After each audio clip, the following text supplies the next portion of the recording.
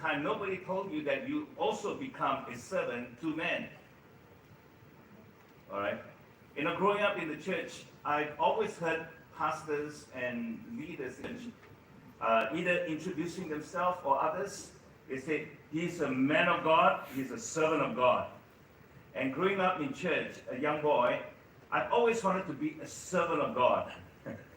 The day came, I went to the ministry, I became a pastor, and I would use those words quite liberally. And others would also introduce me, servant of God.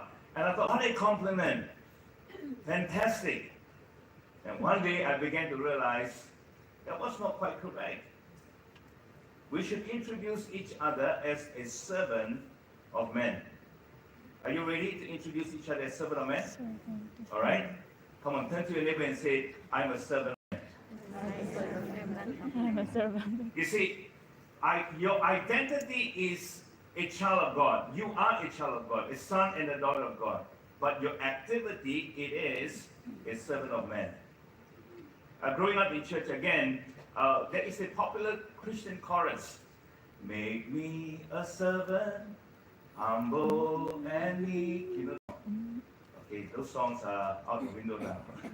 They don't sing those songs anymore. Anything about servant and all that, out there. The other song, I'm sorry, oldies, all right? Make me an instrument of peace, right? There are a lot of songs along this theme, to make me a servant. And I was in the church working then. I was also a worship leader in church, and part of my main duty is to take care of the facility, that position right there, and they remove it really quick.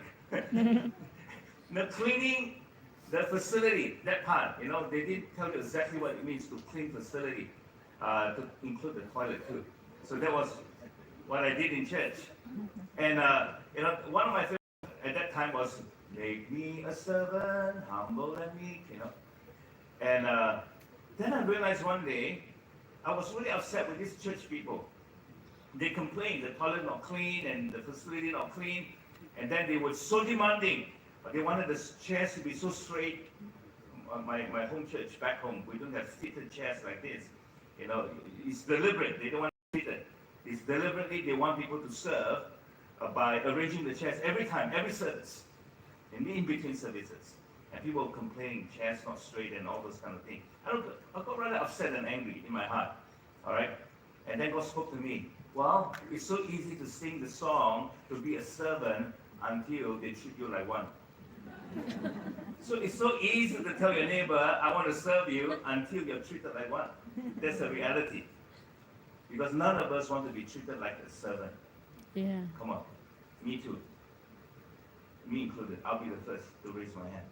So I want you to know that these messages are not just some nice sermons to preach. I don't like to preach nice sermons. I want to preach real, practical. What does it mean, Pastor, at the end of the day when you preach this sermon? Pastor Jacob preached last week and 2 more weeks to come. What does that mean, really? It's really, the Christian life is a life of service. You heard those words before, right? If you work for the government, a civil servant, you call it, so it's a life of service, but you get paid, of course. You get paid more than most of us, maybe. It's a life of service. But really, that is true, of course. But really, the Christian life is a life of service. The Christian life is a life of service. Why, Pastor Ed? Because we're designed to serve one another. We're designed to love one another. We're designed to pray for one another. We're designed to care for one another. We are designed to fellowship with one another. We're designed to eat together. We're designed to serve one another. You become a better person the moment you serve others. That is the practical benefit. I grew up in the church. I was a very shy boy. I don't sing. My mouth is always shut. Even when it's open, you don't hear anything. All right? And obviously, I'm a shy person, right? No. Okay, I'm not lying. But really shy. So I will be the last person to serve, to get involved, including in school. I will do the naughty stuff, but I'll never serve others. volunteer myself. When the teacher asks a question, I'll be the last one to raise my hand, and of course most of you too. You know, and in terms of personality, all right, there are a lot of complex in me, and all of those things. But the moment I started coming to church, my pastor asked me to serve. All right, I did not volunteer myself, but that was the beginning of how my life was changed. That's the beginning of the change.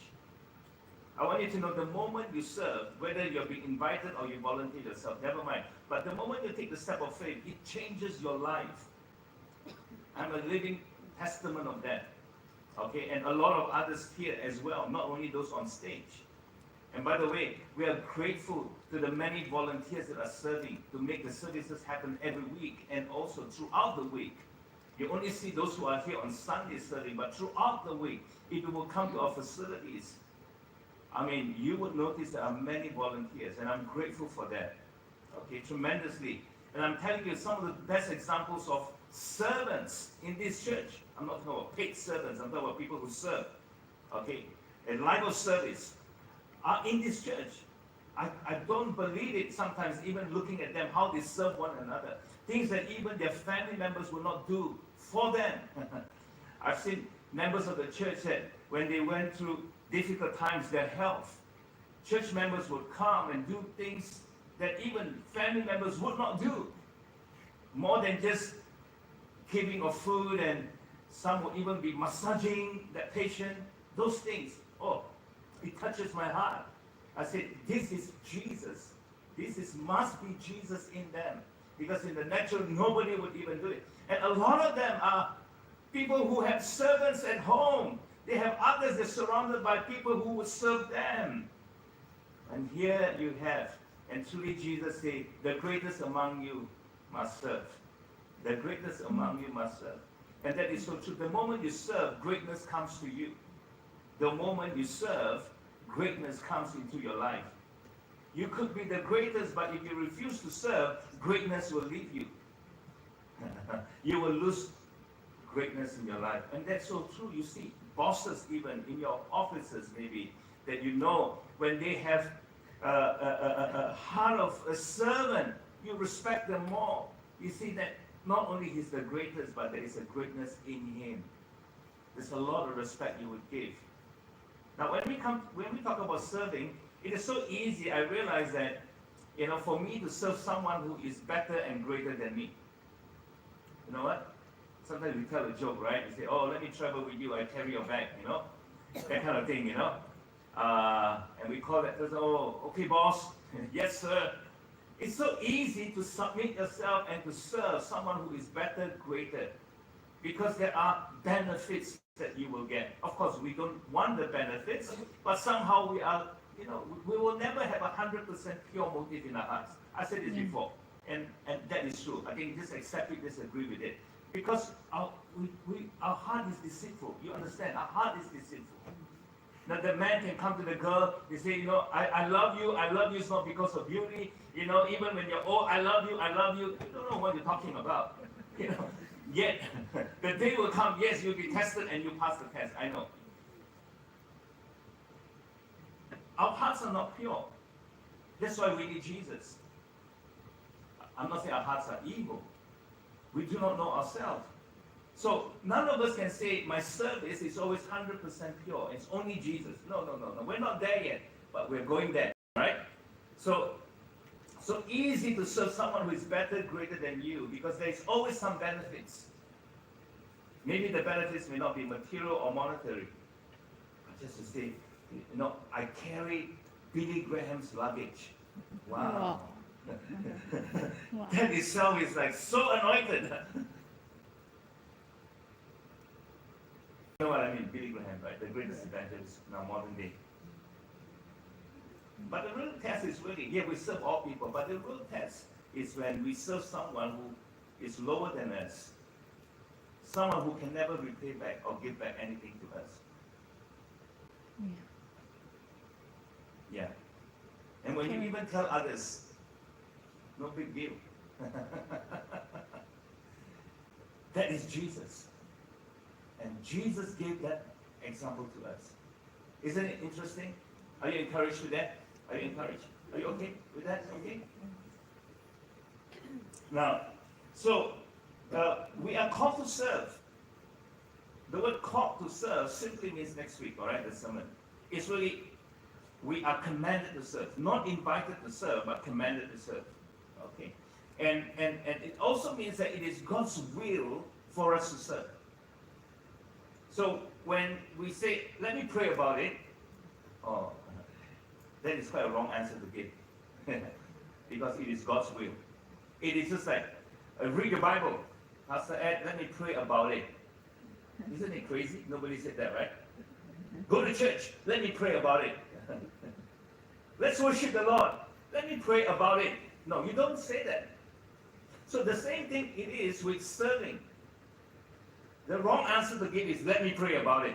But that is always the answer people give. Why? Because they misunderstood. Calling and serving is a call. You don't pray about it.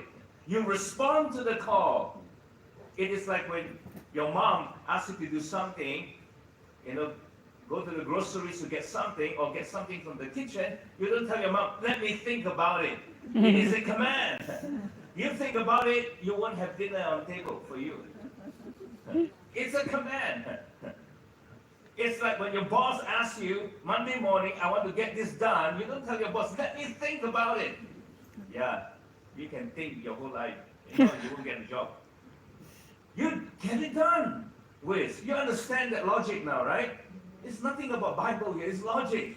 So the same thing, Jesus, not only the one who saved us, but the one who made us our creator, all right?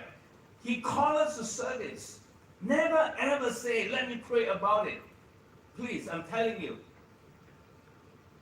Because it just don't make sense. Because you will not be praying about it. I know. You're literally telling a lie.